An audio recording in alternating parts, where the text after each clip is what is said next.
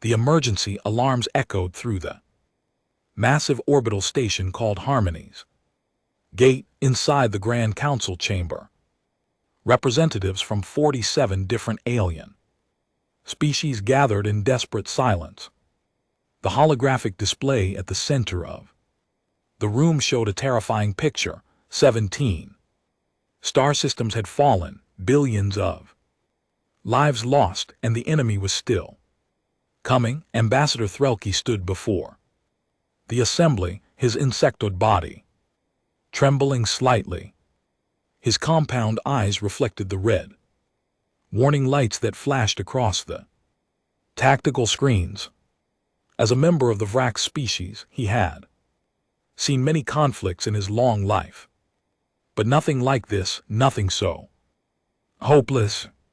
Honored members of the council, Threlke began, his translator device converting his clicks and chirps into words everyone could understand. We must face the truth. We are losing this war. A wave of disturbed sounds filled the chamber. The crystalline lumens chimed in distress. The aquatic tide speakers gurgled anxiously in their water-filled chambers. Everyone knew it was true, but hearing it spoken aloud made it real. The enemy was called the Zeltheran Dominion. They were a brutal race of warriors who believed that only the strong deserved to survive. Their ships were massive things covered in bio-armor that could heal itself. Their weapons tore through shields like they were made of paper. For 3 months they had cut through the Kepler frontier like a hot blade through ice. Show them the numbers, said crystalline elder refraction of truth. Her body was made of living crystal that normally glowed with beautiful colors. Now those colors were dim and gray with worry. Threlke touched a control pad. New images appeared in the holographic display. 3 months ago, we had 412 ships defending the Kepler frontier. Today we have 89. The Zeltheran started with 300 ships. They still have 290. The silence that followed was heavy with despair. Every council member could do the math. At this rate they would be completely destroyed within 2 weeks. Our weapons barely damaged their ships, continued a tide speaker named Flow of Currents. Her voice bubbled through her translation unit. Their bio-armor regenerates faster than we can hurt it. Our shields collapse after only a few hits from their weapons. We are technologically outmatched. What about the evacuation? Asked another council member. 3 systems are being evacuated now, Threlke answered, but our ships are so few that we can barely protect the civilian transports. These Zeltheran have started targeting refugee vessels. They show no mercy. An angry buzzing filled the chamber. Even in war, there were supposed to be rules. Attacking defenseless civilians was considered barbaric by every civilized race in the galaxy. But the Zeltheran did not care about civilization. They cared only about conquest. We need reinforcements, said elder refraction of truth, but every nearby civilization is either too weak to help or too afraid to get involved. The Zeltheran have made it clear that anyone who aids us will become their next target. Then we are doomed, said a small furry creature from the back of the chamber. We should negotiate surrender terms while we still can. No, Threlke's voice was sharp. There is one option we have not tried, one race we have not asked for help. He pressed another control. A new image appeared in the display. It showed a small blue and green planet orbiting a yellow star. Earth, the home world of humanity. The reaction was immediate and loud. Half the council members started speaking at once. Most of them were not saying positive things. The humans, elder refraction of truth's crystal body flickered with something that looked like disbelief. They have barely been part of the galactic community for 50 years. They are newcomers' children. They are primitive, added flow of currents. They still use kinetic weapons, metal projectiles, can you imagine, and nuclear devices, technology we abandoned 10,000 years ago. They are aggressive and emotional, said another council member. Every psychological profile we have on them shows a species prone to violence and conflict. Threlke waited for the noise to die down. Then he spoke carefully. Yes, they are all of those things, but ask yourselves this question: why would a species keep such primitive weapons if they did not work? We evolved past kinetic weapons because we found better ways to fight. But what if the humans kept them because they are actually good at using them? That makes no sense, said Elder. Refraction of truth, energy weapons are superior in every way, are they?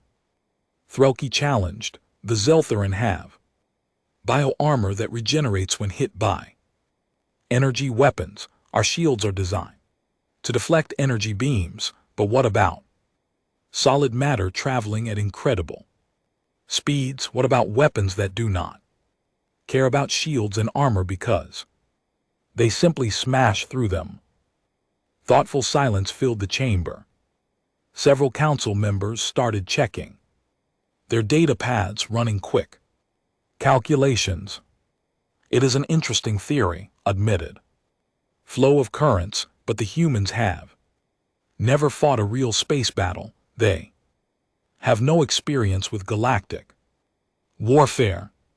What good are their weapons if they do not know how to use them? Threlke touched his control pad again. New data appeared. These are reports from human space in the 50 years since we made first contact with them.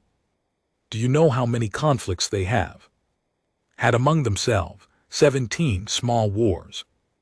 They call them border disputes and political disagreements. That proves they are violent and unstable, someone said, or it proves they practice. Threlke replied, every other race in this council has been at peace for centuries. We have forgotten how to really fight. We have fleets for defense and ceremony, but we do not have warrior cultures anymore. The humans, they never stopped fighting. They know war in a way we have forgotten. Elder refraction of truth dimmed even further. You want to invite a species of warriors to save us from another species of warriors. What happens when the Zeltheran are defeated? Will the humans then turn on us? Have studied the humans extensively. Threlke said, yes, they fight among themselves, but they have something else, something rare. They have a concept they call honor. When they make an agreement, they keep it. When they call someone an ally, they defend them. The Galactic Mutual Defense Treaty that we all signed includes Earth. If we invoke Article 7 and request military aid, they are legally bound to respond. And you think they will honor a treaty with aliens they barely know? Asked Flow of Current skeptically. I think they will honor it because that is what their history shows, Threlke answered. I have read their records. Again and again, humans have gone to war to defend their allies, sometimes even when it was not in their best interest. They have a saying that I find both beautiful and terrifying. They say that you should never leave a fallen comrade behind. If we ask for their help, I believe they will come. The debate continued for another hour. Some council members argued that asking the humans for help was too risky. Others said it was foolish to expect a young species to defeat an enemy that had crushed civilizations 10 times older. But in the end, desperation won the argument. The vote was close. 24 in favor, 23 against. By the smallest possible margin, the Council agreed to send a message to Earth. Threlkey personally encoded the quantum transmission. It contained all the tactical data about the Zeltheran forces, detailed maps of the Kepler frontier, and a formal request for military intervention under Article 7 of the treaty. The message traveled across space faster than light carried by quantum entangled particles. It would reach Earth in less than an hour. The response, if there was one, would take longer. How long before human ships could arrive? Asked Elder. Refraction of truth. Threlkey checked the calculations. If they agree immediately and mobilize their entire fleet, they would need to travel through 3 wormhole gates. Estimated time is approximately 3 weeks. We have perhaps 10 days before the Zeltheran overwhelm our final defensive line, said Flow of Currents quietly. Nobody needed to say what that meant. Even if the humans agreed to help, even if they sent their entire fleet, they would arrive too late. The Council forces would be destroyed. The evacuations would fail. Billions would die. Threlkey looked at the blue planet on his display screen. Humanity, a species they had welcomed into the galactic community with mild condescension, a species they considered primitive and simplistic, a species that still fought with metal and explosives while civilized races used sophisticated energy weapons. Come quickly, humans, he whispered to himself. Prove us wrong about you. Prove that we were fools to underestimate you. The message was sent. Now all they could do was wait and hope that they would survive long enough to see if that hope was justified. Admiral Victoria Chen stood in the command center of Earth's orbital defense station, staring at the holographic message that had arrived 40 minutes ago. Around her, dozens of officers and analysts worked at their stations, their faces lit by the glow of computer screens. The room was filled with the quiet hum of advanced technology and the occasional beep of incoming data. Play it again, Chen said. The message from Ambassador Threlkey appeared once more in the holographic display. His insectoid face looked tired and afraid as he explained the situation. 17 systems lost, thousands of ships destroyed, an enemy that seemed unstoppable, and a desperate request for help from a species that had welcomed humanity into the galaxy with barely hidden contempt. Chen was 52 years old and had spent 30 years in Earth's space navy. She had short gray hair, sharp eyes, and a reputation for making hard decisions quickly. She did not waste time on emotions when lives were at stake. Analysis, she said to her tactical officer, Commander James Rodriguez, pulled up a series of charts and graphs. The Zeltron are using bioships with regenerating armor, standard energy. Weapons are mostly ineffective because the armor heals faster than it can be damaged. Their own weapons are focused plasma beams that overload shield generators through sustained fire. Council ships are designed for long-range energy exchanges, which means they are weak against sustained assault. And their numbers? Chen asked. 290 ships against the Council's 89, but those numbers are Deceiving, based on the battle reports. One Zeltron ship is worth approximately 5 Council ships in terms of combat. Effectiveness. Chen nodded slowly. She had been reading the tactical reports all morning. The Council races had not fought a real war in centuries. Their ships were well designed, but their tactics were outdated. They fought like people who had forgotten what war actually meant. What about their blind spots, Chen asked. Rodriguez smiled slightly. They have several. First, their bio-armor is optimized for energy absorption and regeneration. It is actually weaker against kinetic impacts than standard metal armor. Second, their shields are designed to deflect energy weapons, not solid projectiles. Third, their ships are large and slow to maneuver. They rely on their armor and firepower to win battles, not speed or tactical flexibility. So they are bullies who expect everyone to fight the way they fight, Chen said. What happens when someone plays by different rules? They lose, Rodriguez answered simply. Chen turned to her communications. Officer, get me a direct line to the United Earth Space Command Council.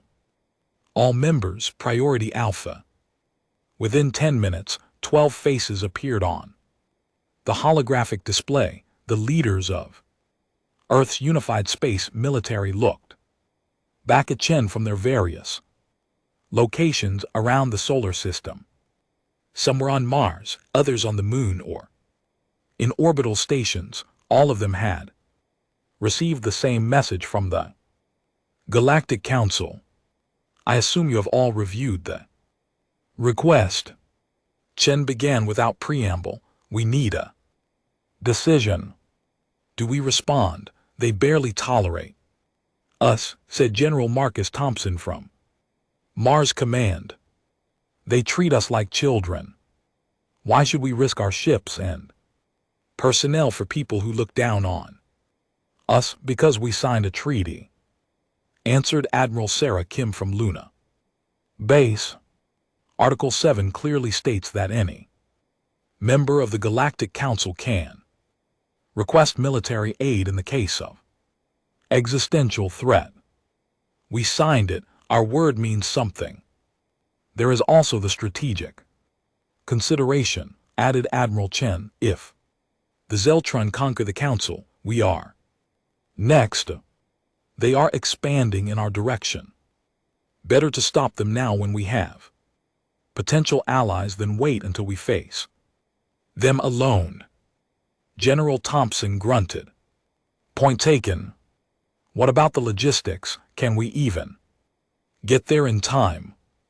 Chen nodded to Rodriguez, who brought up star charts. 3 weeks using standard wormhole gates, but we have an alternative. Skip drive.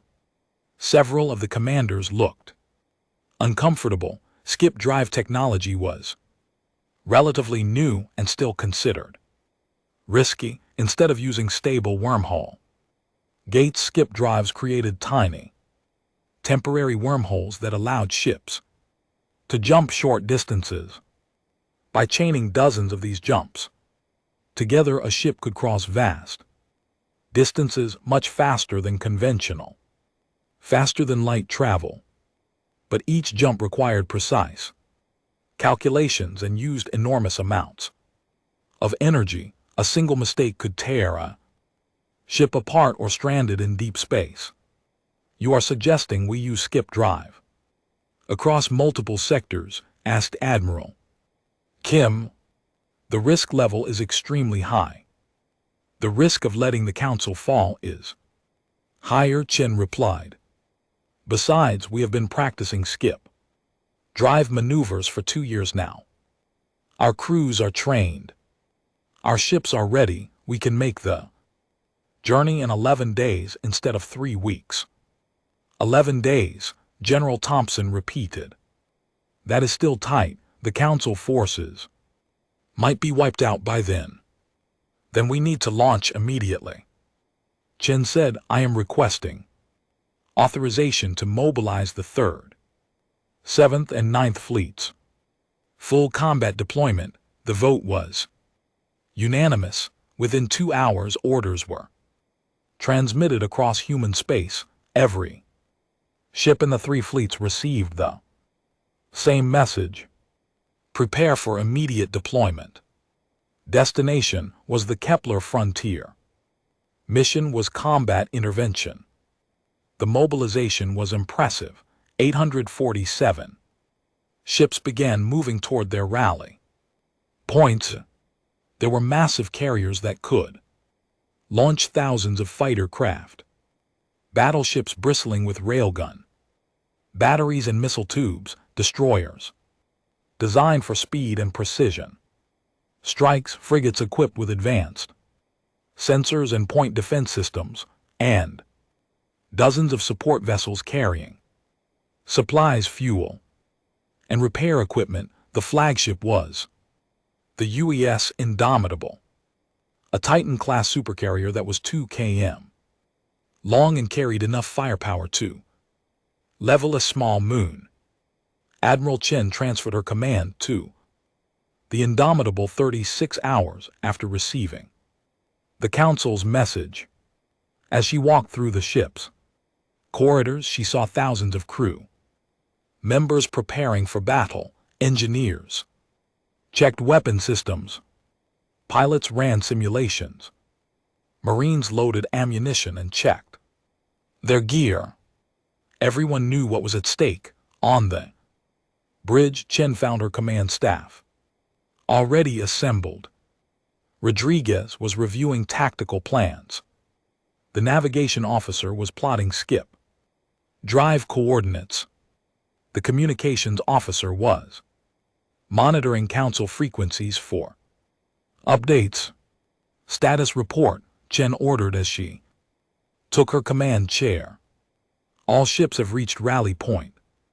Delta, Rodriguez answered. Fleet is assembled and ready to jump on your command. Skip drive coordinates have been calculated and uploaded to all vessels.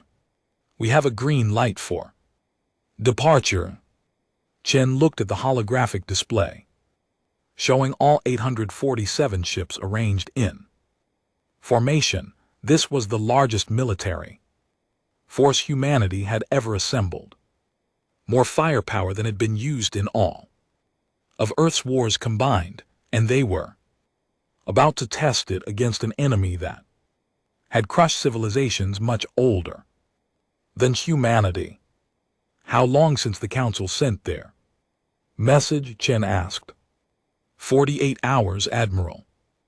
Chen nodded. In that time the Council had probably lost more ships, more lives.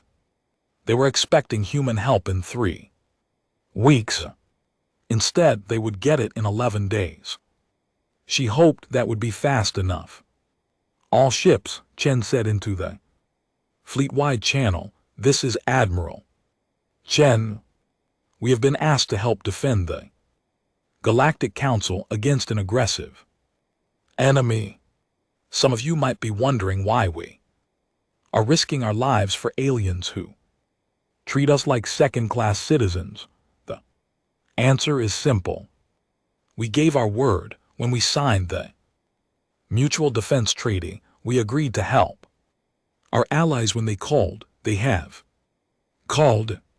We will answer. She paused, letting her words sink in. But there is another reason. The enemy we are about to face is brutal and merciless. They attack civilians. They believe only the strong deserve to survive. If we let them win here, they will eventually come for us. Better to stop them now when we have allies than face them alone later. Chen looked around her bridge. Every officer was watching her with absolute focus. We are going to show the galaxy something today. We are going to show them what happens when you underestimate humanity. The Council thinks we are Primitive because we use kinetic weapons. And nuclear devices, they think we are. Children playing at war, let us prove them wrong, let us show them that. Sometimes the old ways work better than the new ways, let us remind the galaxy that humanity earned its place among the stars through strength, courage, and an unwillingness to surrender. She took a deep breath. All ships prepare for skip drive. Sequence on my mark, 3, 2, 1 mark. 840, 7 ships vanished from normal space in a flash of blue light. The journey had begun. For 11 days the fleet jumped through space. Each skip drive jump moved them hundreds of light years closer to the Kepler frontier. Each jump required the navigation officers to recalculate coordinates based on gravitational readings and spatial distortions. It was exhausting work that required absolute precision. Chen spent those 11 days reviewing tactical plans and intelligence reports. The news from the Kepler frontier was bad and getting worse. The Council had lost more ships. They were down to 43 vessels trying to protect the last evacuation convoy.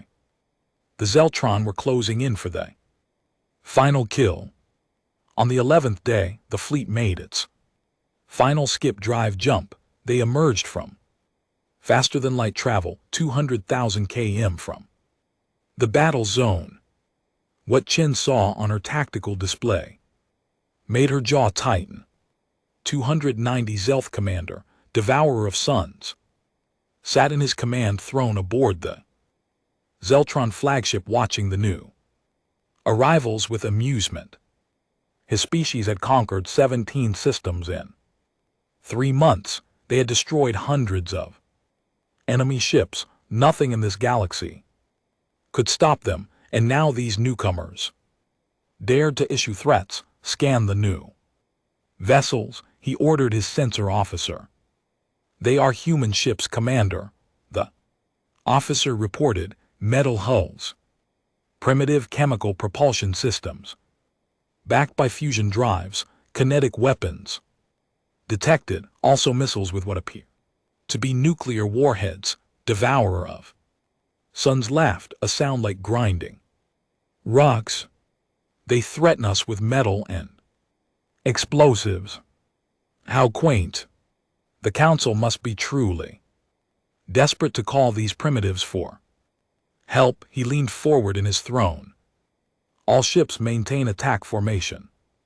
We will deal with these insects after we finish the Council fleet. His weapons officer looked uncertain. Commander, they have 847 ships.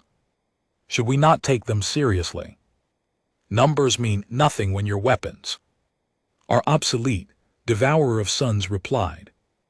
Our bioarmor will regenerate faster than their primitive weapons can damage it. This will be over quickly. On the bridge of the UES Indomitable, Admiral Chen watched the countdown timer reach 0. The Zeltheran had not responded to her warning. They were still advancing on the Council ships. That was all the answer she needed. Fire, she said quietly. 200 human battleships opened fire simultaneously. The railgun batteries that lined their hulls began accelerating tungsten carbide projectiles down electromagnetic rails. In less than a second, each projectile was traveling at 3% of light speed, 72,000 km per second, fast enough to cross the distance to the Zeltheran fleet in under 3 seconds. The projectiles were not very large. Each one was only about the size of a human fist, but when something that small hits something else at 3% of light speed, size stops mattering. The kinetic energy released is equivalent to a small nuclear weapon. 47 Zeltheran ships simply ceased to exist. One moment they were there. The next moment they were clouds of superheated gas and metal fragments.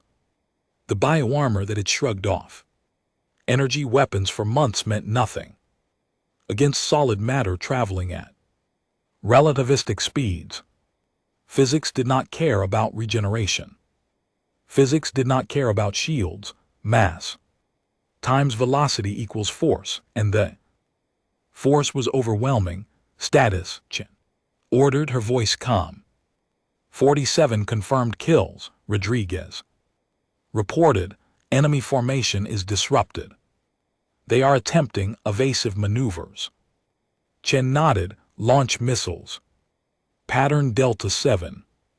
Across the human fleet, missile tubes opened. 300 missiles streaked out into space, their fusion drives pushing them to incredible speeds, but these were not simple explosive missiles. They were nuclear-pumped Lance warheads, a technology that the Council had abandoned as too primitive centuries ago. Each missile contained a small nuclear device surrounded by metal rods. When the nuke detonated, the explosion vaporized the metal and focused the resulting X-rays into tight beams. For a fraction of a second, each missile became a multi-directional laser more powerful than anything the Council had ever built. Then it was gone, destroyed by its own detonation. The 300 missiles detonated in a carefully coordinated pattern across the Zeltheran formation. The focused X-ray beams sliced through bioarmor and shields like they were not even there. 89 more Zeltheran ships died in a storm of radiation and heat on the Zeltheran. Flagship alarms were screaming. Devourer of Suns stared at his tactical display in disbelief. In less than 30 seconds, his fleet had lost 136 ships, nearly half his force, against weapons that were supposed to be primitive and obsolete. Return fire, he roared. All ships target the human vessels. Destroy them. The remaining Zeltheran ships opened fire with their plasma cannons. Brilliant beams of superheat matter crossed the void of space seeking human targets. The first beams reached a human destroyer and splashed against its shields. Then the human point defense systems activated. Every human ship was equipped with close-in weapon systems, or CIWS. These were essentially automated railguns that could track and engage incoming fire. They were controlled by advanced artificial intelligence that could react in milliseconds, far faster than any biological crew. The CIWS systems detected the incoming plasma beams and began firing. Tiny tungsten pellets streaked out to intercept the plasma. When solid matter hits superheated gas, it causes the gas to disperse and lose cohesion. The plasma beams broke apart before they could reach their targets. Out of every 100 shots the Zeltheran fired, only 3 got through, and those 3 hits were absorbed by the human shields with minimal damage. Their defenses are too strong, the Zeltheran weapons officer shouted. Our weapons are not effective. Then we will overwhelm them with numbers, Devourer of Suns snarled. Close to melee range and board them if necessary. Our warriors are the finest in the galaxy. But closing to melee range meant getting closer to the human fleet. And that was exactly what Admiral Chen had been waiting for. Launch drones, she ordered. The human carriers opened their launch bays. 40,000 combat drones streamed out into space like a swarm of angry insects. Each drone was only about 3 m long, much smaller than a manned fighter. But they were fast, maneuverable, and completely expendable. More importantly, they were controlled by a single coordinated artificial intelligence that could think and react far faster than any living being. The drones did not attack randomly. They moved in precise patterns, coordinating their movements with mathematical precision. They identified the weakest points on each Zeltheran ship through rapid analysis of structural data. Then they struck. Each drone was equipped with shaped charge penetrators, small explosive devices designed to punch through armor. Individually, they were not very dangerous, but 40,000 of them attacking in perfect coordination was another matter entirely. The drones swarmed through the Zeltheran formation like piranhas through a school of fish. They targeted engines, weapon systems, shield generators, and command bridges. Hundreds of small explosions rippled across every Zeltheran ship. The bioarmor could regenerate, but not fast enough to heal hundreds of wounds. Simultaneously, Zeltheran ships began losing power. Engines failed, weapons went offline. Life support systems collapsed. The ships were not destroyed outright, but they were systematically crippled. Aboard the flagship, Devourer of Suns watched his fleet fall apart. Of the 290 ships he had commanded just minutes ago, only 23 were still operational. 23 out of 290, and the humans had barely taken any damage at all. "Retreat," he ordered. "All ships emergency withdrawal. Get us out of here." But when his navigation officer tried to engage the faster-than-light drive, alarms blared. Sensors showed human destroyers appearing all around them. The humans were using their skip drive technology to perform microjumps, short, faster-than-light hops that let them appear exactly where they wanted to be. They had cut off every escape route. "We are surrounded, Commander," the navigation officer reported, his voice shaking. Devourer of Suns realized with cold certainty that he had lost completely, totally. His supposedly invincible fleet had been destroyed in less than a minute by a species he had dismissed as primitive. He reached for the communications console to signal surrender, only to discover that the human drones had destroyed his communications array 3 seconds earlier. On the Indomitable, Chen watched the tactical display.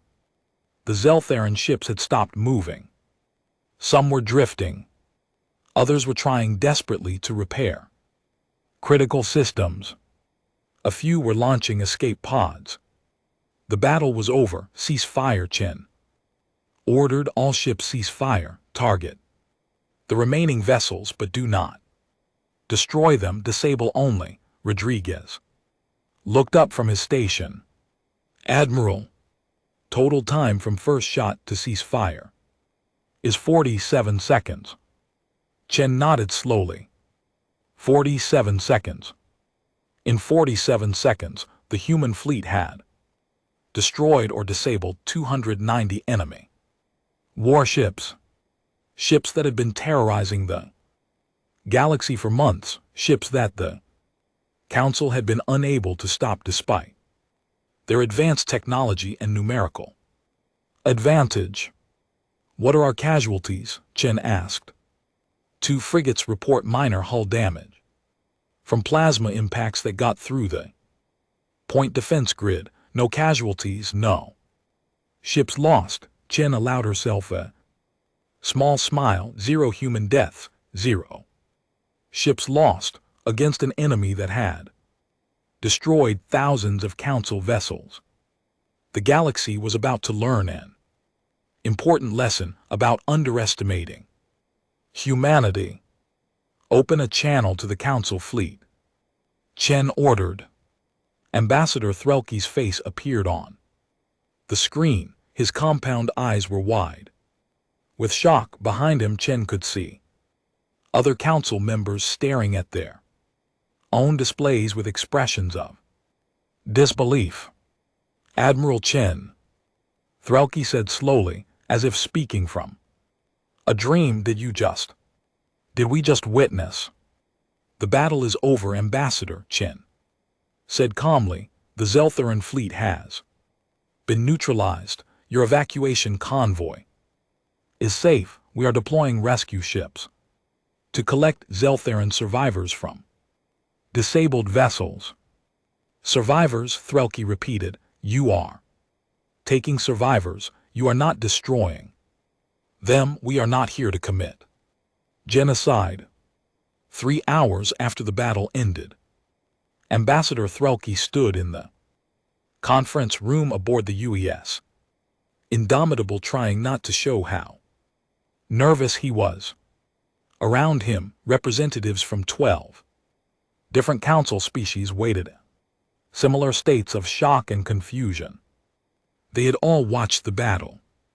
They had all seen what the humans could do, and now they were inside a human warship surrounded by the very weapons that had destroyed an entire fleet in less than a minute. The conference room was not what Threlke had expected. Council ships usually decorated their meeting spaces with art, with sculptures and paintings that represented their cultural achievements.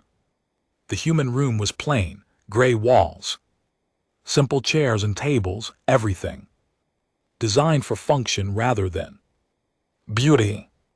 It was the room of a species that did not waste time on appearances. Admiral Chen entered the room with several of her officers.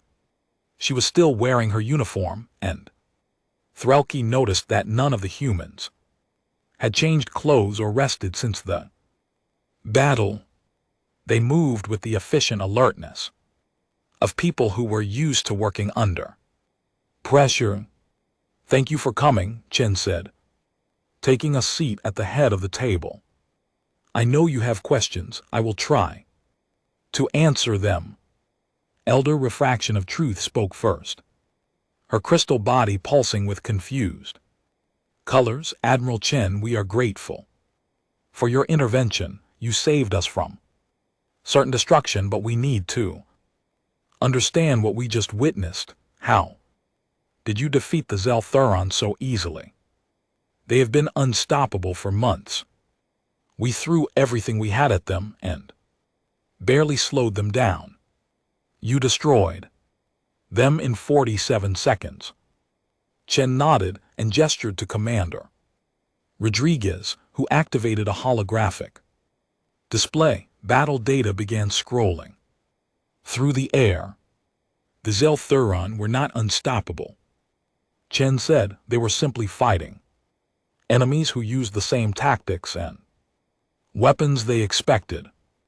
You were fighting the way you have always fought, energy weapons against energy shields, long-range exchanges, where firepower and armor determined the winner. The Zeltheran evolved to counter that exact style of warfare. But you did not fight that way, said Tide Speaker, flow of current, her voice bubbling with curiosity. No, we did not, Chen agreed. We looked at your tactical reports and identified the blind spots in their defense. Their bioarmor is optimized to regenerate from energy weapon damage. But kinetic impacts are different. When you hit something with a solid object, traveling at 3% of light speed, regeneration does not matter. The kinetic energy is simply too high. The armor does not get damaged. It gets vaporized along with everything behind it. Rodriguez brought up more data. Similarly, their shields were designed to deflect energy beams by creating electromagnetic fields. But shields do not stop physical objects. Very well, especially when those objects are moving fast enough. We used weapons that your civilizations abandoned thousands of years ago because we recognized that sometimes old solutions work better than new ones. Threlkey clicked his mandibles thoughtfully. You said you studied our tactical reports, but you developed these weapons long before we asked for help. Why would you create such devastating weapons if you did not expect to use them? Chen's expression became somber. Because we have experience with war.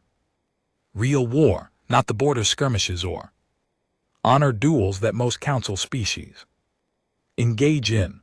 We have spent the last 5,000 years perfecting the art of killing each other.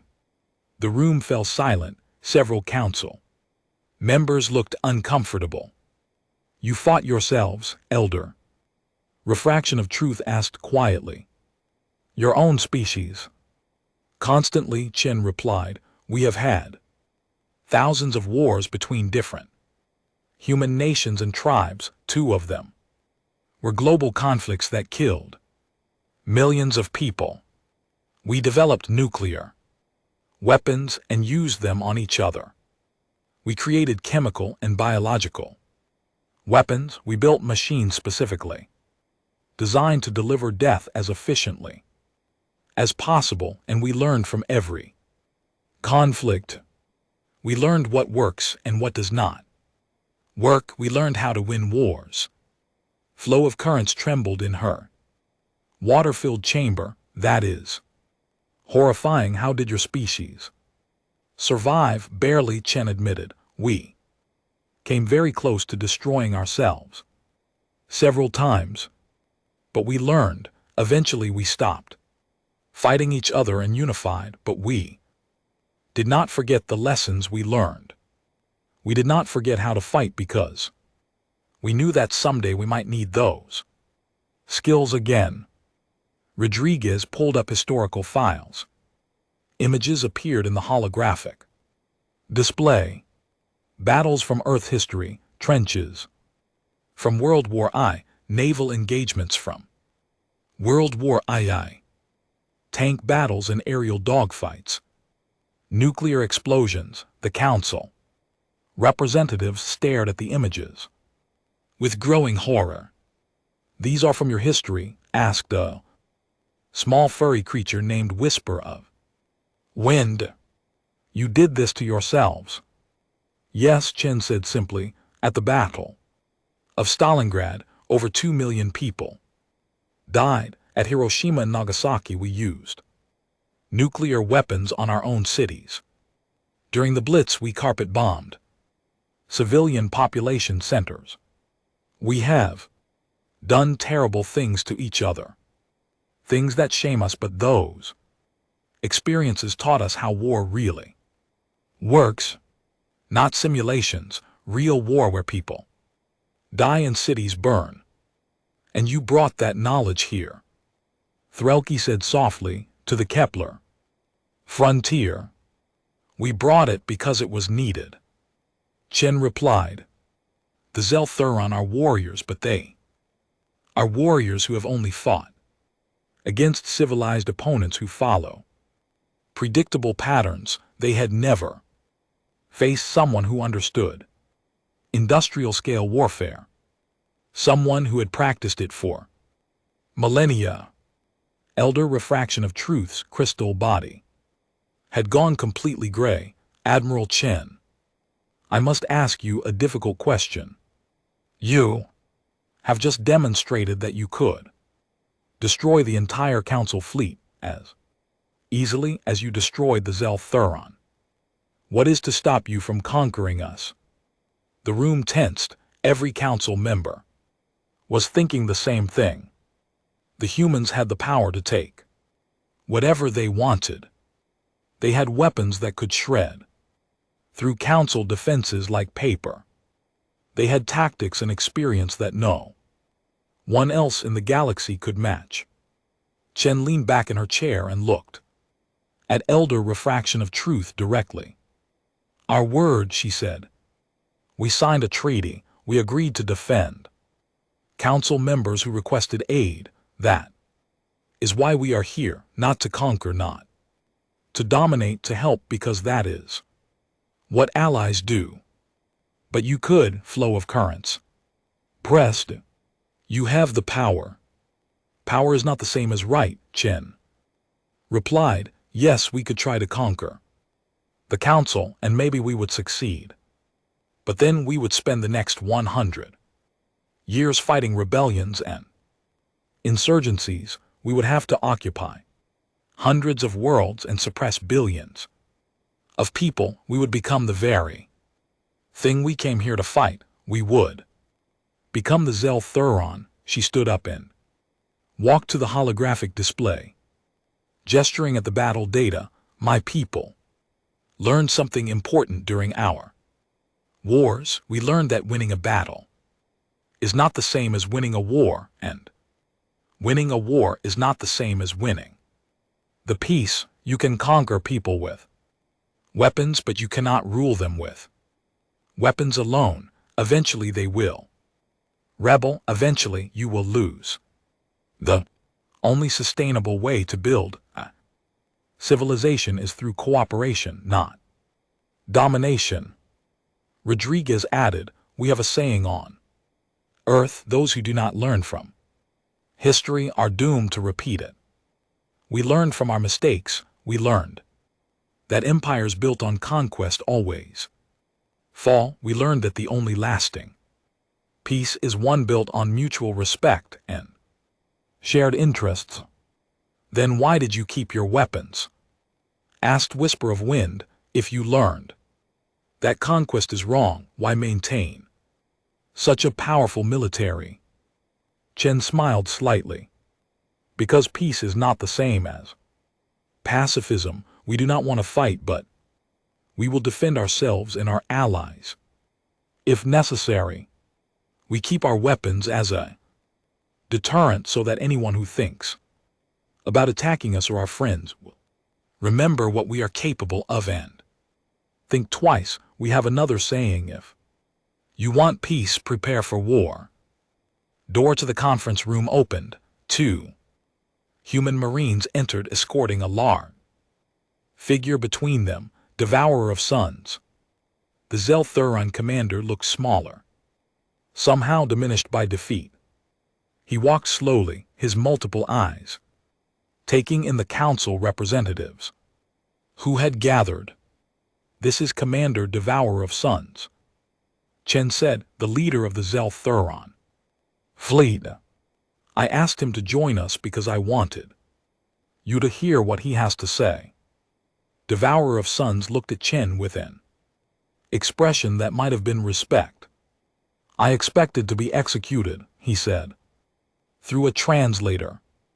That is what my people would have done. But the humans gave me medical care.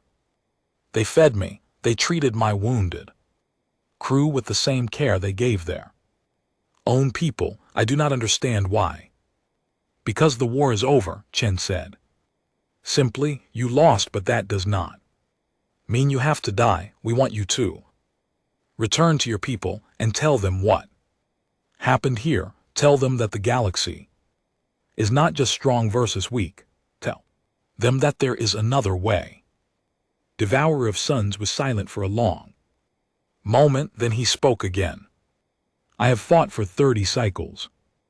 I have conquered 15 systems. I have killed thousands of enemies. I thought I understood war. But I was wrong. War is not about being the strongest. War is about being the smartest, and you humans are much smarter than we gave you credit for. Threlke stepped forward. Commander Devourer of Suns, what will you tell your people when you return home? I will tell them the truth, the Zelthuron replied. I will tell them that we met a species that defeated us in less than one rotation of a planet. A species that uses weapons we thought were prim 2 months after the 47-second battle. Ambassador Threlke stood in the rebuilt conference chamber on Harmony's gate and barely recognized it. Human engineering teams had repaired the damage from Zelthuron attacks in just 6 weeks. More importantly, they had improved the station's defense systems and added new medical facilities. Humans did not just fix things, they made them better. The peace conference was about to begin. Representatives from the Galactic Council, the United Earth Space Command, and the Zelthuron Dominion were gathering in the same room. 3 months ago, such a meeting would have been impossible. The Zelthuron did not negotiate. They conquered or they died trying. But things had changed. Humanity had changed them. Admiral Chen arrived early, as she always did. She had spent the past 2 months overseeing the stabilization of the Kepler frontier. Human ships patrolled the borders. Human engineers helped rebuild damaged stations. Human medical teams treated wounded from all species, including former enemies, and slowly, gradually, the galaxy was learning that humanity meant what it said about peace. The Zelthuron delegation arrived under heavy guard, though Threlke suspected the guards were more for show than necessity. Leading them was Void Queen Ascendant, the supreme leader of the Dominion.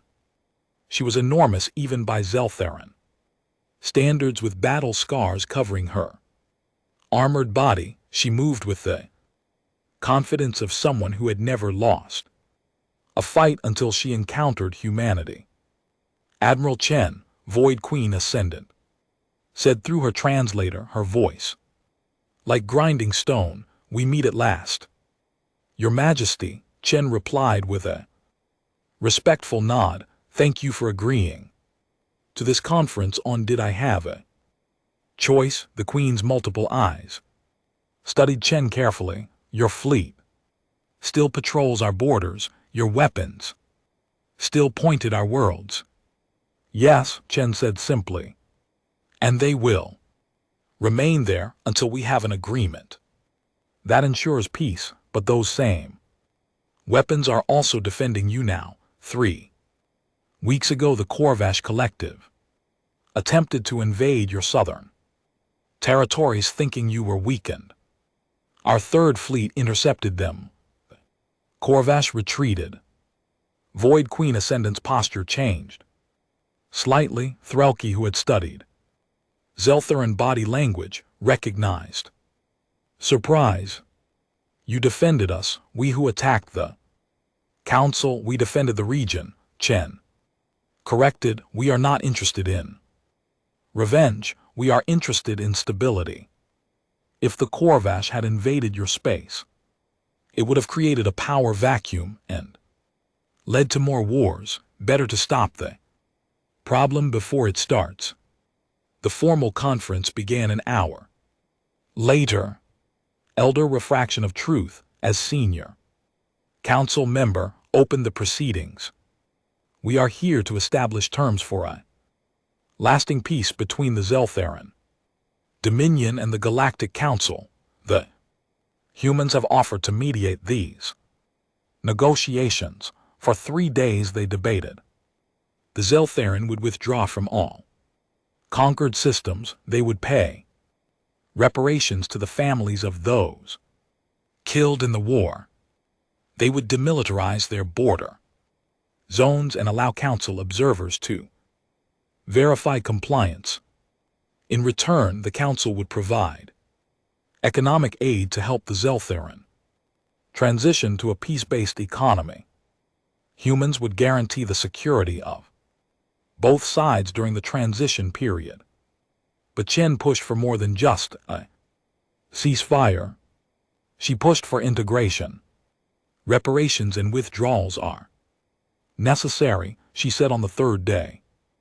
"But they are not sufficient. If we stop there, the Zelthuron will rebuild their military in secret.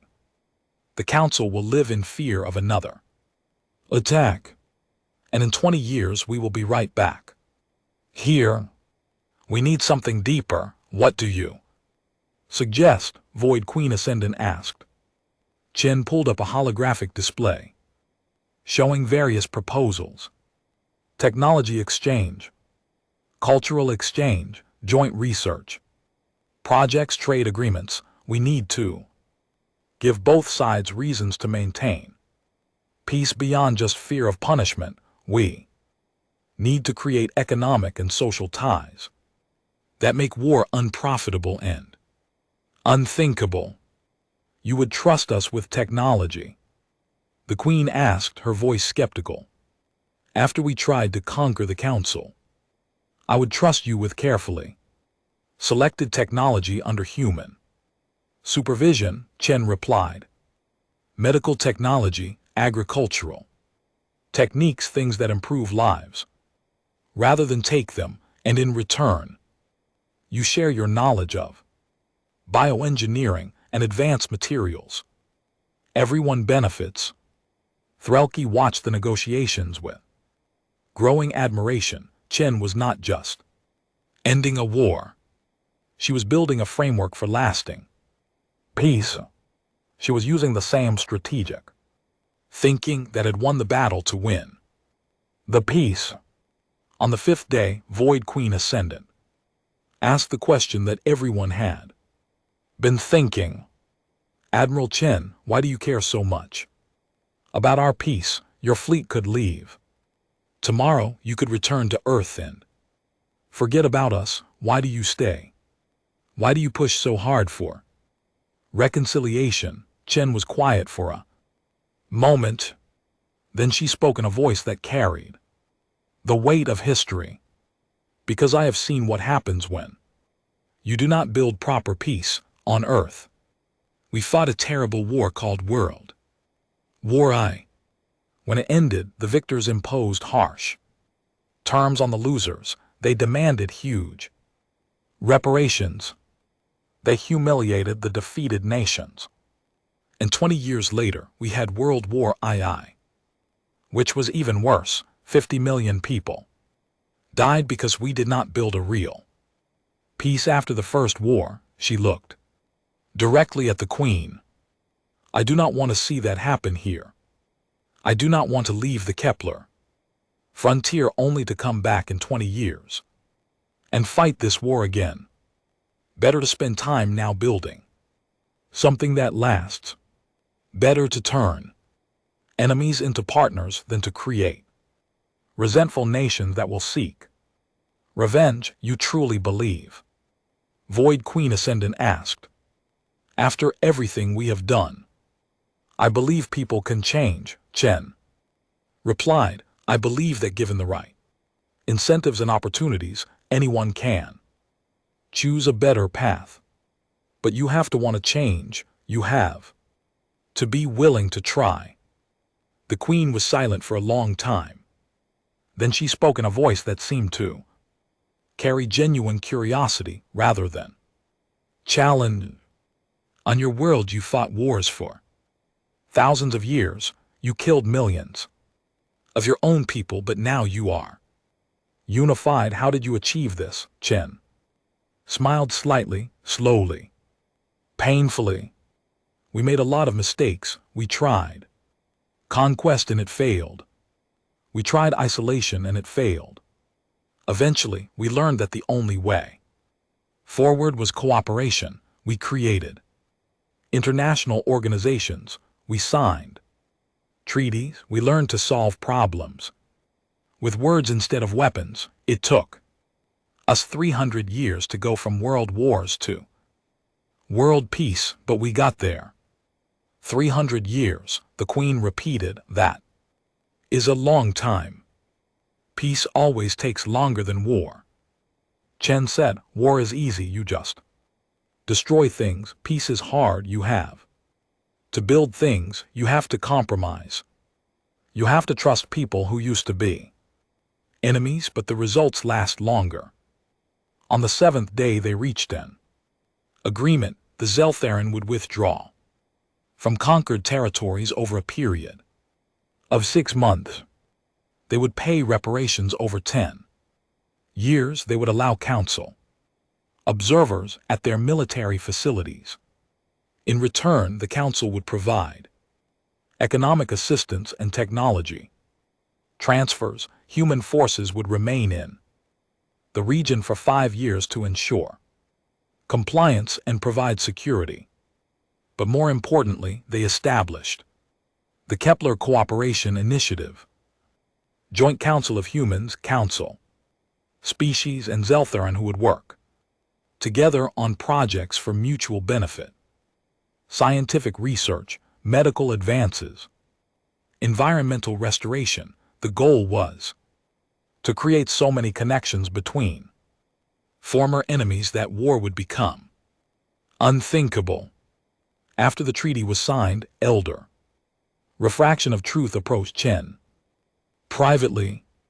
"Admiral, I must confess something. When Ambassador Threlke first suggested asking humanity for help, I voted against it. I thought you were too primitive, too aggressive, too dangerous." "I was wrong." "You were not entirely wrong," Chen replied. "We are dangerous, we are aggressive when we need to be, but we have learned to channel those traits toward constructive purposes. We use our aggression to fight problems, not people. We use our warrior instincts to protect the weak rather than exploit them.